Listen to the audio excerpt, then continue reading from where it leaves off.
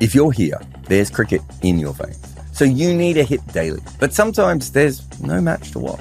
Enter Hit Wicket, a strategic cricket game for those moments of rare lull. It's not about frantic tapping, but it's about understanding cricket's nuances. Dot ball pressure, getting your eye in, all these things. This is real cricket with some gaming twists. In Hit Wicket, you're the batter, bowler, owner, coach, and captain. That's the dream. And there's no ads, just cricket. Download Hit Wicket for free on mobile and unleash your inner cricket legend. Name and job title, please. Hey, Jarrod. I'm Srinath. I host a podcast called Conversations at Cow Corner with a friend of mine called Samba. We get into the economics and finance behind how cricket works. That's the niche of our podcast, and we've been doing it for about 6 months now, just gathering some steam.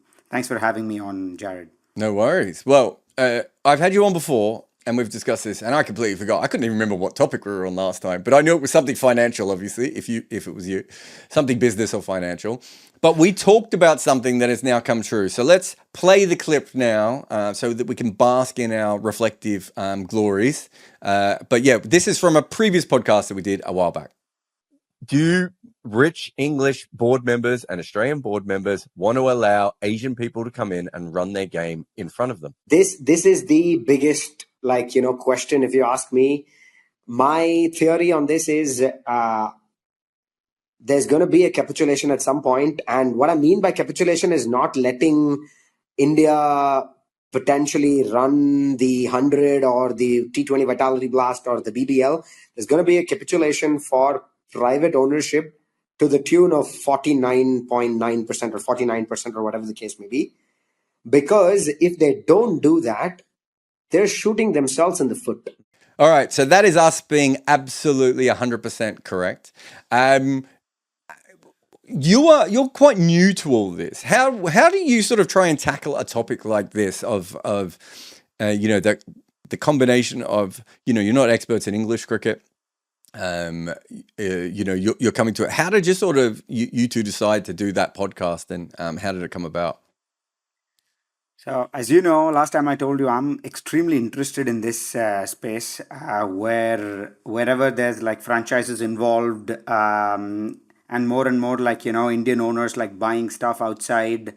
I speak to a bunch of like analysts on different teams to try and understand how they manage that, like how they create strategies. So I'm extremely interested in this space. And recently there was this news article of CVC Capital cashing out of Gujarat Titans and buying into or put out a tender to buy one of the Oval franchises in the 100, the London franchises in the 100. And that really got me going, and I wanted to really understand what was the price that they were selling for, why did they decide on that price, where did it start, and how did it all come to be. And I went in on a deep, almost like journalism research mode to try and dig deep into what really happened. And I really I was surprised by what I was able to find from when it started to where it is now. It's been kind of like a big flip coming from what the ECB wanted to do initially to what is currently going on. I feel like there's been a power struggle. A lot of fun stuff has happened with Ryan Reynolds and Tom Brady being involved in that. A whole bunch of interesting stuff I found out. So we decided to just think of it as a chronology of things that happened, and we laid out kind of where it started and eventually where it is right now. That was the podcast. Let's start with this. How well off, as someone who looks at the financials of all these leagues, how well off do you think the 100 is? It's clearly not the league that they thought they were starting. It has been in the red all the way so far. Which isn't that surprising. Yeah, it isn't that surprising. But they're over the years, they've gotten more red, which is not great. The recent year that they ended was their worst performing year. And this is like from ECB's own website and a whole bunch of other like stuff that I've been trying to research. But their last year was not too great. It doesn't help that some of the stars are not playing regularly in the 100. They're going to the MLC. Of course, the MLC pays better. We spoke about this the last time when we spoke in the previous podcast as well on overlapping leagues. And yeah, so I think this is almost happening out of like their hands been forced to try and figure out what's the way out. And this was my first thought to say, oh, okay, are they really desperate in trying to sell these franchises? But then I stumbled on to county cricket finances, and I was very certain that ECB is incredibly desperate to be able to sell these franchises for the highest amount of money that they can. Because I think at the end of 2023, county cricket, the 18 counties put together, including the London one, 19 put together, are close to 200 million pounds in debt. Yeah. And that was kind of like a shocker for me. So putting that and the fact that like players are leaving more regularly because the MLC plays better, to me that painted a much better picture on, okay, what's happening now? Like, where did the ECB start with their like quoting price, and what's really going on now? And to me, it was like a fascinating story to kind of like figure out. That's how I got into the entire thing.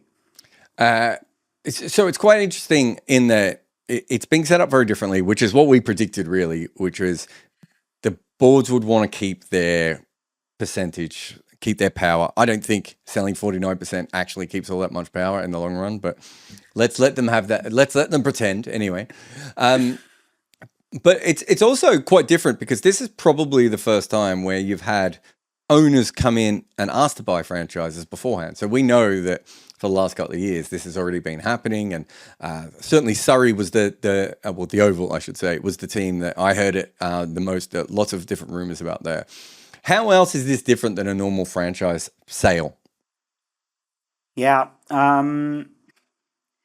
This is one of the first times when I think a league is started with ownership from the board, and then they have like sought out to make it a more private, started privatization. I spend a bunch of time thinking of, is this the closest to the Big Bash League? Is the Big Bash League also doing something similar? Yeah. The takeaway that I came back with was the T20 Blast is more closer to the Big Bash League than the 100. The 100 was completely owned by the ECB. The franchises were owned by the ECB, as compared to the T20 Blast and the Big Bash League are all owned by the counties or by the state cricket associations in Australia. So this was like a unique setup where ECB owned all the franchises themselves. There was no private investors at all. Of course, they did the deal with Sky, and 4 years in now they're trying to. Initially, when they started, they wanted to raise 100 million pounds. It was a very unique, offer that they put on the table where. The counties that they're currently sitting in, where they play, they would own 51%. ECB would own 19%, and the investors coming in would own 30%. That was the initial plan that they laid out, and by selling all the 8 teams for that 30%, they were expecting to, bring in about 100 million pounds. Like, I think within a week and a half of that news coming out, there was like cold water thrown all over that on the fact that that makes no sense. Like 30% stake.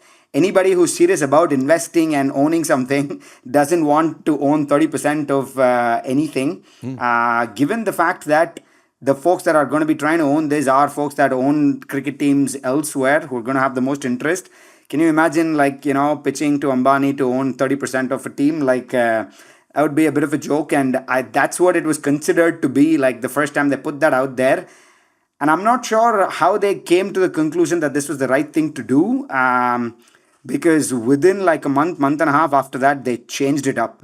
It was not that offer anymore. It went from ECB getting out of the game completely to saying, okay, it's going to be 51% for the counties and 49% for the investors who are coming into partner. And they had raised the amount that they were wanted to raise from £100 million to a £500 million value. All of a sudden going from 30% to 49%, which is a little like, how did the math make sense there? But I don't know what went on behind the scenes to say, okay, we're giving up 49%. We've really got to, get a big bang for this buck. And, our county cricket isn't doing well either. So let's try and kill multiple birds with one stone.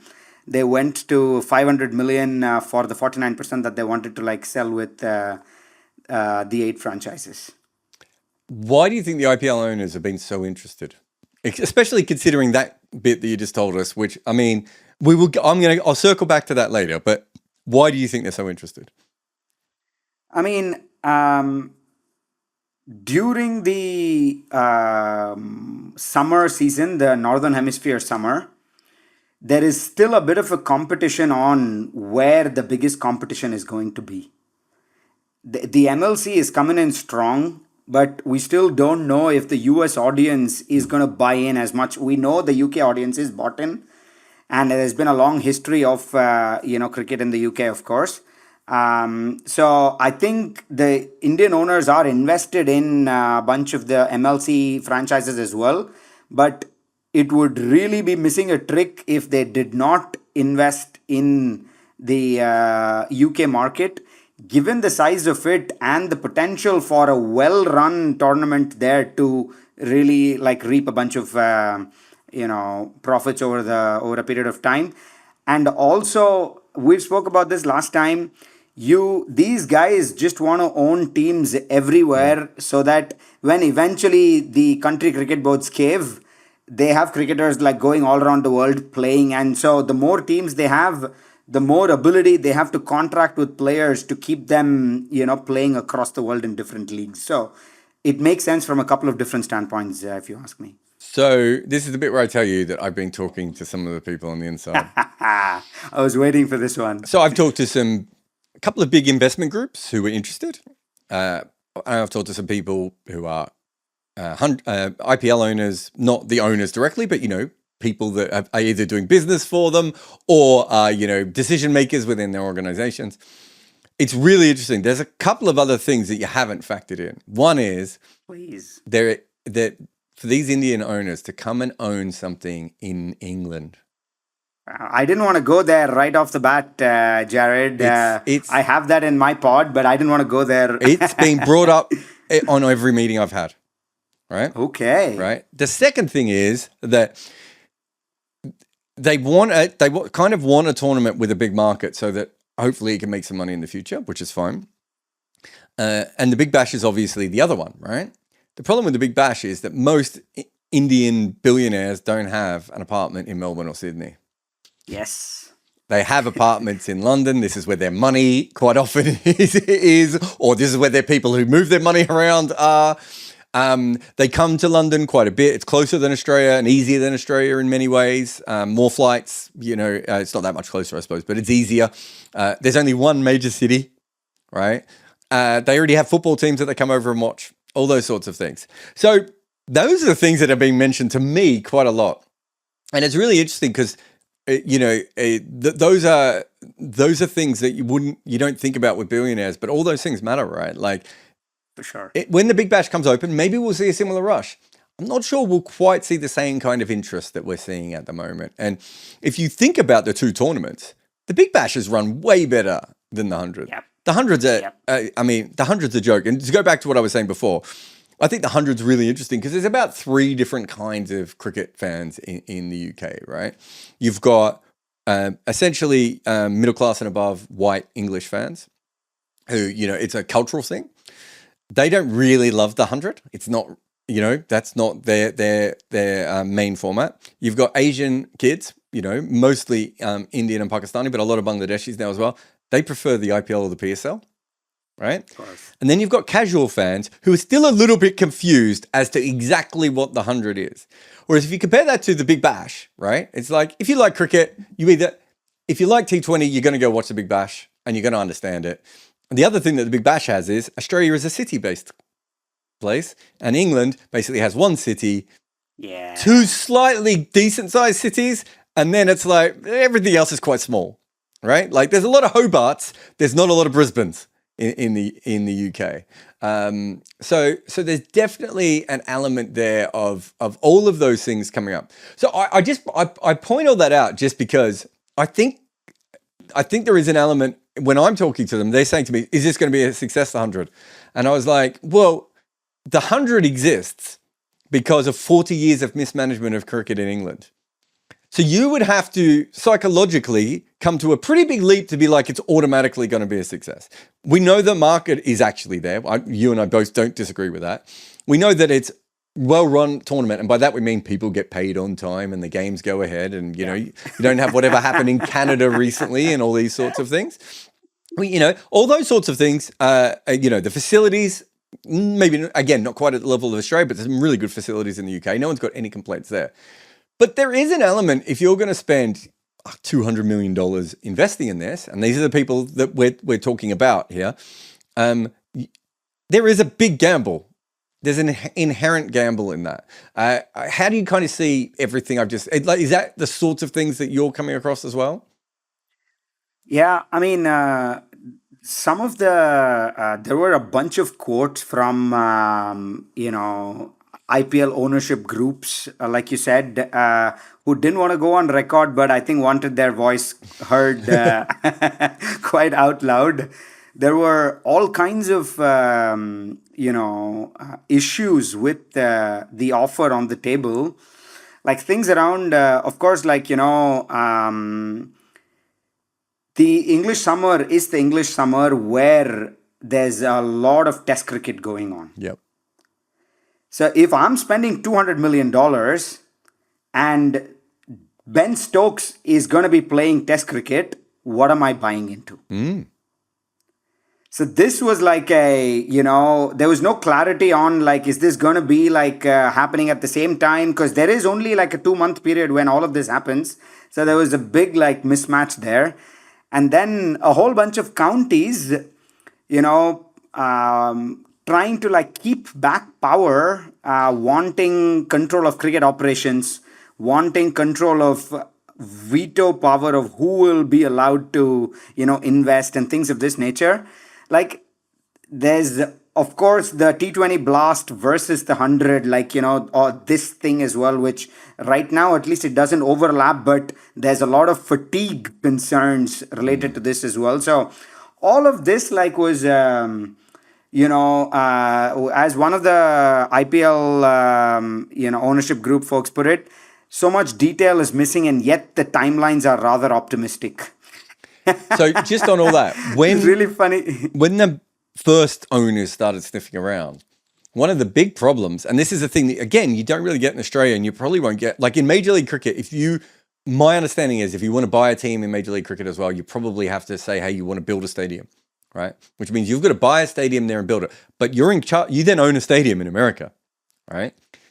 Buying F100 team, the Prince of Wales owns Oval, doesn't he? The Lord's members own the MCC. There's all these complicated things. Like, one stage, I don't even know what Headingley had a university in it for ages, right? Like, I don't even know how these things work. And so that was a big one as well. I think what's really interesting is that the ECB has tried very hard to actually get to a point where the IPL owners aren't the only ones going for this. And I still think it's a bit like when some other broadcasters they'll try and come in and it's like, yeah, but we're still going to go to the same 2 or 3 broadcasters over and over again, probably, right? But what you said before, that sort of Tom Brady, Ryan Reynolds, all these sorts of ones, they've also gone to a bunch of the biggest venture capitalist companies in the world and talked to all of them. But when it comes down to it, I don't know The Welsh team might be slightly different because it makes sense for Royal Reynolds and that whole business thing to maybe just go, okay, well, Wales is our thing now, and we'll do it. But as most of the people that they're trying to bring in, you're looking at it going, well, we've just said we're not 100% sure about the league. The league isn't making money. The best players might not be available. The actual model of the entire setup may not be perfect for the UK. It's a weird one for me when I'm talking to these people. As I said, I've talked to some of them and I'm like, I can't tell you that this is a slam dunk. Like I'm not sure I would. I think it'll be successful, but if you're asking me to put $200 million down, I'm going to feel a little bit more nervous about that. Yeah, I found it ridiculously funny that there was a video apparently sent over to all the 32 NFL owners explaining what cricket was, and in the end asking if they would be interested in investing in the 100. I mean, the business operations director, Vikram Banerjee, I think is working overtime in trying to figure out like how to drum up interest, like how to get people, paying the highest price. How do I get competition going? But I don't know, like it's like me when I started making my podcast. I just tagged a whole bunch of people, hoping that someone would listen. Like that's what it seems to be like. He's just like reaching out to a whole bunch of people, saying, "Hey, someone listen, come and take part in." I love the idea of the ECB of having a shitty podcast and hoping someone finds it. But you're right, that's what it is, right? It's exactly that. And then, so let's say you get those people. You're only going to get one or two of them. It's still going to be majority IPL money one way or another, right? The naming rights is a really, really interesting one. So, I've had Manoj Badali on the podcast before, and me and Manoj have had chats about these sorts of things and, privately and publicly, right? Manoj has bought a sporting team in part so that he can buy other sporting teams and he can end up with a content strategy and a brand strategy, right? I don't know how clear he's been about this in public, but he certainly said it to me in private. So, I know that is a big part of why he did it. This is why he kind of leveraged himself to get in, right? Because he doesn't have the money that some of these other investors have, right? So, that's the way he thinks about it. Now, fine. We don't know what his relationship is, although he's tried to buy county teams himself before, right? Yes. But if I'm the Mumbai Indians, I cannot imagine they're going to want to have one team that isn't that doesn't have the Mumbai Indians in their name. Am I wrong with this? I just can't imagine the Ambani family. I mean, in a short term, yes. In 10 years' time, certainly not. I mean, short term, no. Like, forget 10 years. Like, I mean, this guy's like the 5th richest, 10th richest guy in the world. Like, you think he's going to give up? Like, hell no. I was thinking he might do it in the short term just to get in, and then about a year in, just be like, okay, we had our fun. And can you imagine, like, back to the point that you had made around, Indians buying up a bunch of stuff in London? If MI London was a team, that is the powerest of the power moves that there can be, and I would want to see that, honestly. So the last thing I heard, and as I said, I have been talking to people, but I've heard lots of different things. But the last thing I heard was that Mumbai wanted the Lords franchise, right? Of course. So I wouldn't. I'd go for the Oval, but that's just because I don't like Lords. But although I think that Lords is slightly bigger, so it does make sense from that point of view as well. But this is what's funny. What is the name of the Lords franchise? What? Do you know? Oval Invincibles is one. That's the Surrey one. Yeah. The Lords one is called. I thought you might not know this, and it's okay if you don't know it because it's not like those names are like drilled into our heads yet. But it's the London Spirit, right? Oh yeah. Which is called London Spirit because the spirit of cricket and Lords. Okay. So you just said a minute ago, imagine it being the Mumbai Indians, London. Now imagine that the name they went away from is the spirit of cricket. Like, that's such a high level of, like, what is happening here? The Ambanis are going around. I want to see this happen more. We bought Lords, we bought English cricket, and we bought the Spirit. We got them all in one thing. So it does show you, doesn't it, just how much all that's happening. And then you've got little things that you talked about in the podcast as well, which is the 100 exists. and you don't have the test players, we've already mentioned that, the Blast exists. If you make any content, Minvo Pro is the tool for you. Take your long format content and cut it and slice it for social media. This AI-inspired weapon will turn your one piece of work into so many clips. Try Minvo.pro now.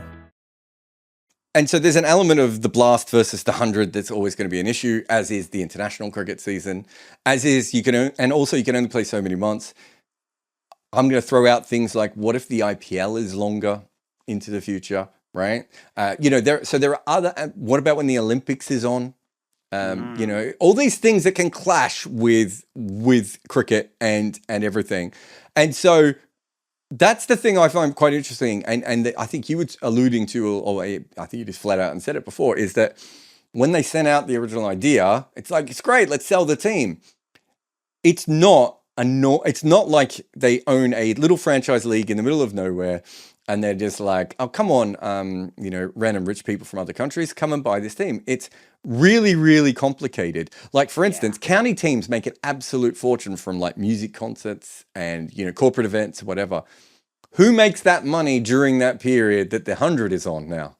Do the Ambanis families make that money? Does the Ambanis family want that? Where does the Surrey team or the Birmingham team or the Warwickshire team, it's both.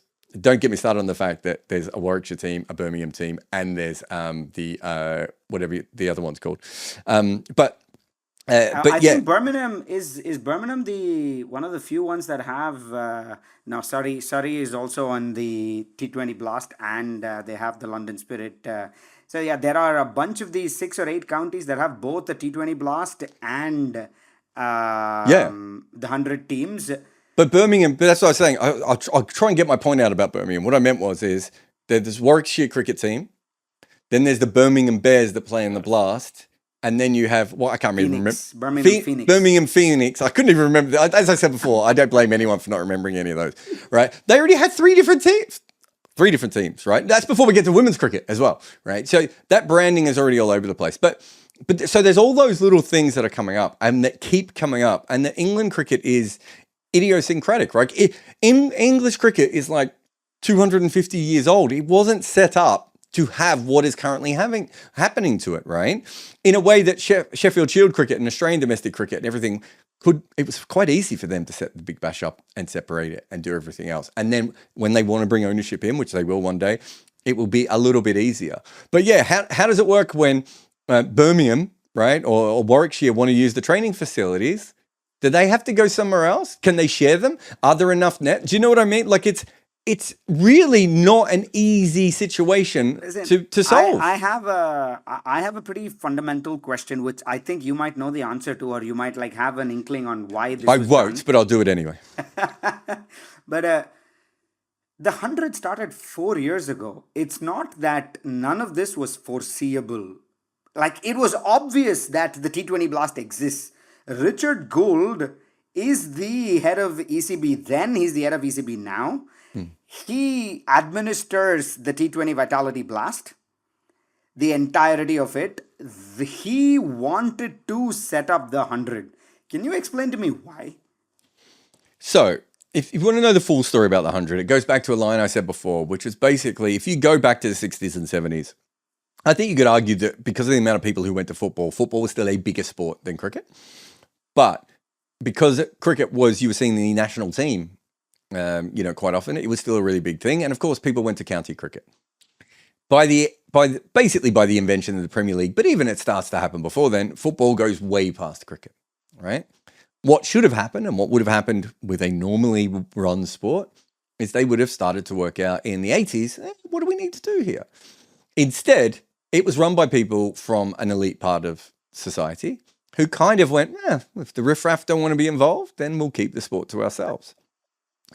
By the time you get to, all the decisions they make, like putting cricket on cable TV, right, makes a bit more money for them, completely loses a whole generation of fans who don't have cable TV available to them. They don't put proper clips out. They don't advertise correctly. Just all these things. You have quiz shows over here where like you get points for, there's a show called Pointless. I don't know if you've seen that in Amsterdam where like they have cricketers on it and like you can have, if you get cricket as your specialist topic, you're going to get a pointless answer because there's like 3 cricketers that most people in England know at any one time, right? It's like, Flintoff, Botham, Stokes. You might get a little bit for Root and Cook, and maybe you might get Goffey because he won Dancing with the Stars, or whoever's won Dancing with the Stars, right? And so it had disappeared as a talking point in the country. It had been commodified for the middle classes specifically. And so suddenly they're looking at it going, we have to do something different. Now, there were many different things they could have tried, but they looked at the Big Bash and they went, that's what we want. We want that. So they hired people from the Big Bash. The people who helped set up the 100 were people who were involved with the Big Bash, No, but the T20 Blast is the first T20 tournament to have ever existed. I don't think many people even realize that. And has good crowds. Yes, and so why did he not look at that and said, let's figure out how do we make this the biggest poster child for cricket as compared to coming up with another newer, like having another kid. So the issue there is that it was seen as old-fashioned, right? And that you were going to have to sell it. Now, their thought process was it's quite hard to sell Leicestershire, right? It's quite hard to sell all these different counties, right? No one talks about, literally, if you're in the UK, the only time you ever mention counties, right, is maybe BBC local news, and the other time is going to be for cricket. So they're not part of the conversation. On top of that, you can't control the counties, right? They needed to be able to control the product and market it in a different way. And I kind of agree with that and disagree with it at the same time. So I do understand the point there. The third one is that you couldn't eventually sell off the counties, right? I know that seems weird because Hampshire and Yorkshire are basically open, but do you know what I mean? You couldn't set up a county to be sold off in the same way as you can a franchise. So I think there was a few things there, but I really think they also wanted to be seen as being progressive and new and dynamic again. So I do think there was an element of, I mean, when I would have meetings with people, meetings is wrong. I've never had a meeting, but when I would have chats with people who were involved in this, it was like the way they were selling it was like, well, and I said to them, none of this is going to happen, right? Like this whole idea of, think about the idea behind making it 100 balls, right? This shows you what the issue was. The people who were setting this up thought that they went to a women's website, is it Mumsnet? I think it is. And they said, why don't you like cricket? And so all the mums said, it goes too long, right? And so they were like, great, we'll take 20 balls off it. And it's like, the problem with that, and I've said this on this podcast so many times before, but if you came to me and said, what's the problem with, Chinese documentaries without subtitles? And I'd be like, I can't watch them. They're too long and they're a bit confusing, right? So the easier, because but the thing is, if you made Chinese documentaries in a way that was more appetizing to me, I'm probably still going to think that they're too long because I don't like them. I'm not interested in Chinese documentaries, right? Like I love lots of different kinds of film. I've never been interested in Chinese documentaries in the way I have documentaries from other countries. Making it 10 minutes shorter is not going to make me like it anymore. So they were focused on those sorts of things and reinventing the wheel. I don't think that the Blast could ever have been exactly what they wanted it to be, right? But the best way of doing it would be what they did with county cricket and then if they've got all these hundreds of millions of dollars, put that into Division 1, Division 2, Division 3, which is something that English fans get because that's what football is. Right? So there were ways around it, but I understand. I mean, I think the fact there is a little nugget in all of this that we mentioned before, which is that Warwickshire's Blast team is called Birmingham. That wasn't because of the 100. Right. They changed that because they worked out that was a better way of doing it, which says that there must have been something floating around English cricket at that time going, the counties are not a good idea. So like I live on the border of like 2 or 3 counties, I think, right? And I think Kent is the oldest county in England. I don't think there's that many people in Kent who kind of think about, we're from Kent. They think we're from this part, we're from the coast, we're from this city, we're from this sort of thing. Whereas if you change that to other places, like we know in India and Australia, states are really important, right? But states have governments there, right? Like there's a reason why there's funding. It matters, and you come back to these counties, and you're like, Kent's been a county for 1,000 years, and you're just like, yeah, but how does that affect the normal Kent person? Whereas they're from Canterbury, or they're from whichever city. Oh, that's the only city I know in Kent, but I should know more because I live around the corner. Tunbridge Wells, there's another one. But do you know what I mean? So I do think there was an element of. There's a few different old-fashioned things within the blast that didn't work. But I don't think that means that your first thing is, well, let's copy what happened in Australia, because to go back to where we were talking about before, Australia is a city-based country. I mean, Melbourne's got, 5 million people. Sydney's got 4 million people. I don't know, Perth and Brisbane probably have 3. These are big, big cities. And Western Australia should be a country on its own, right? Like, it's miles away from the rest of the country, right? It has its own infrastructure. It has its own look. If you watch news in Perth, you're watching Perth news, right?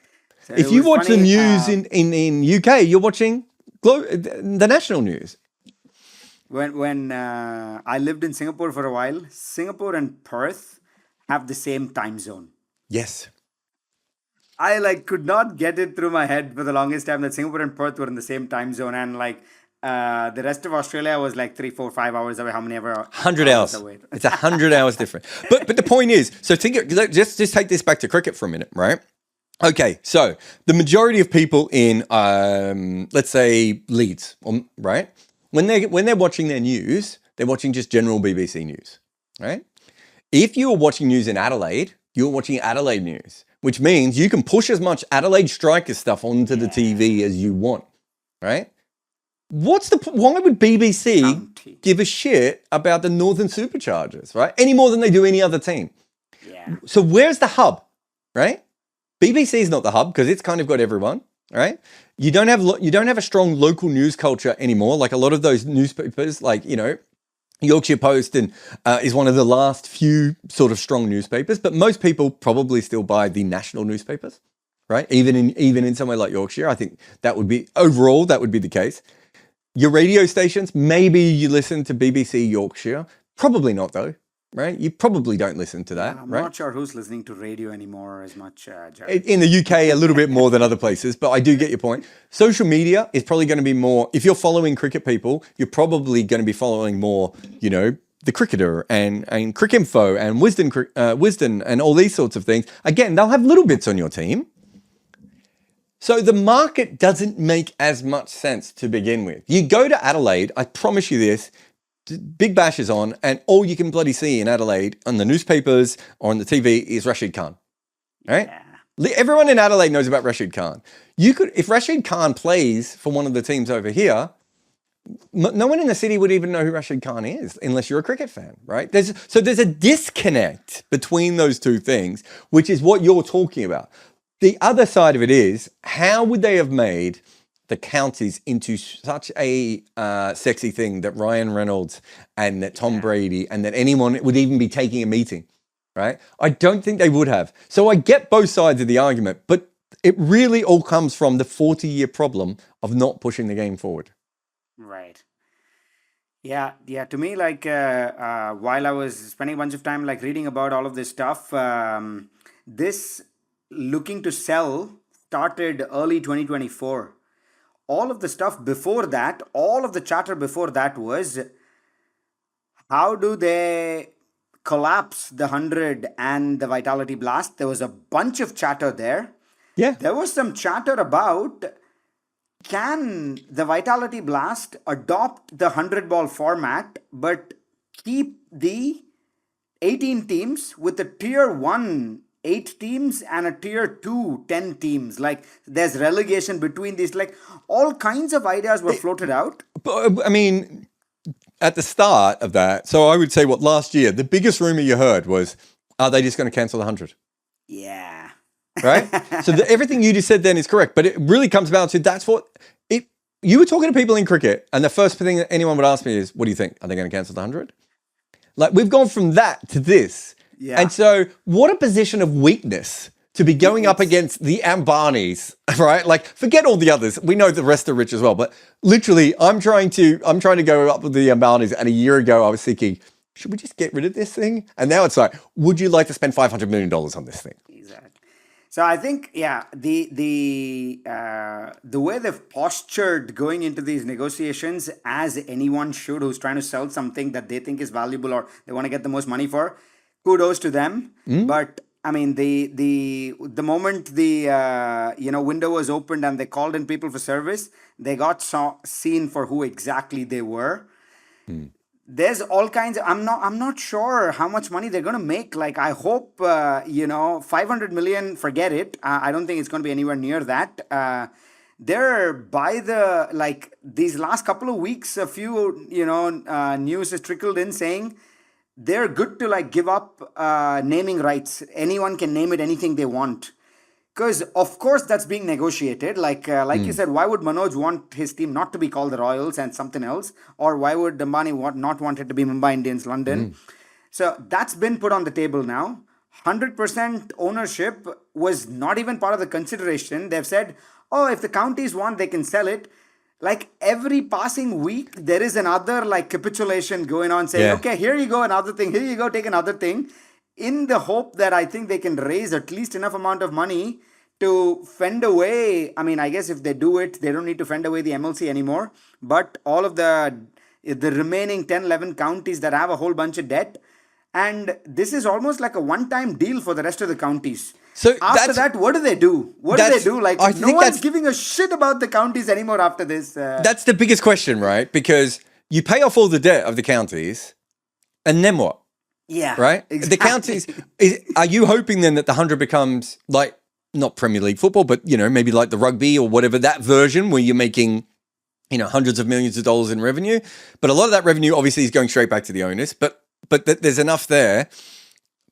But what happens next? Like, I don't understand the idea of, I get they're in debt and you need to make money, which I would have thought maybe a 10% stake might have been, you offer 10%, you're not going to get the Ambanis, but maybe you get others who go, do you know what? I get this. I want to be involved. I'll do that. You pay off all the debt and then you keep it as is. Whereas this feels like a detonation of everything that currently exists. And to go back to that point before, like, there's, I think I said before, there were 3 levels of cricket fans. I meant 4 in England because I forgot the county fans, right?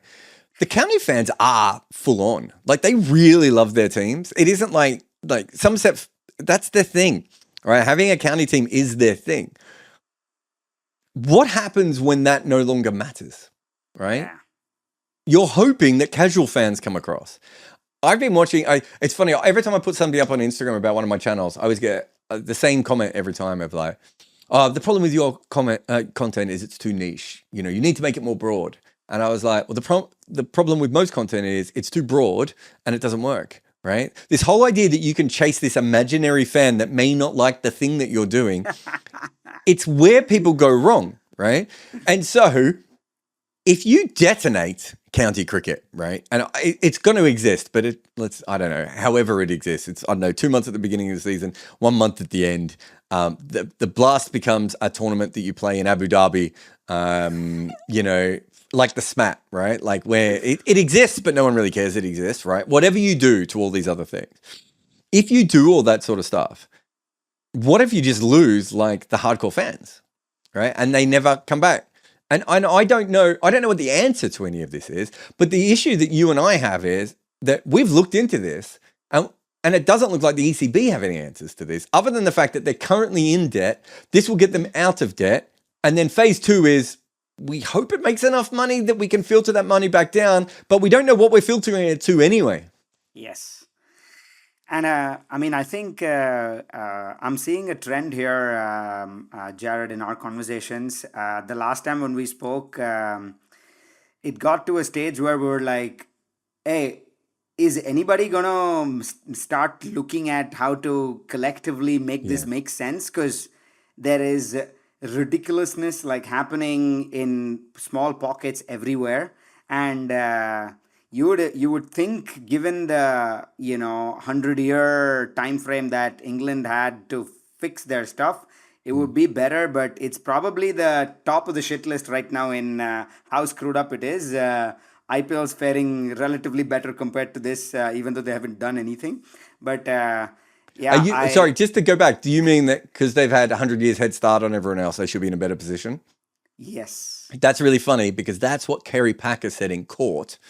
Was it in court or on TV? Actually, it might have been on TV. So when the English establishment said, you just can't come in here and take all of our cricketers and do this thing. And he went, you guys had 100 years to sort this out. Completely agree. Like, when you have that much amount of time to figure something out, you've tried 2 or 3 models. There's one that exists right in front of you. You fumble that, like you have county. Now you have the 100.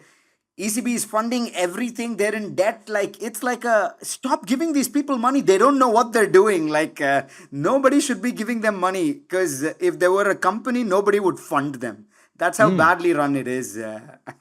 It's I think the whole thing is absolutely crazy. But thank you very much for coming on. And your podcast is Conversations at Cow Corner. And, it's on YouTube, Spotify, Apple, wherever you get your podcasts and your content. And please stop tagging me on Twitter.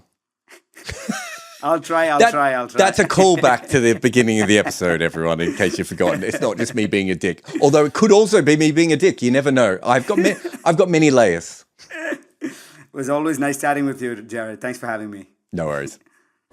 Thanks to NV Play for their in-depth performance analysis in this project. Discover more about their incredible tools and solutions on their website.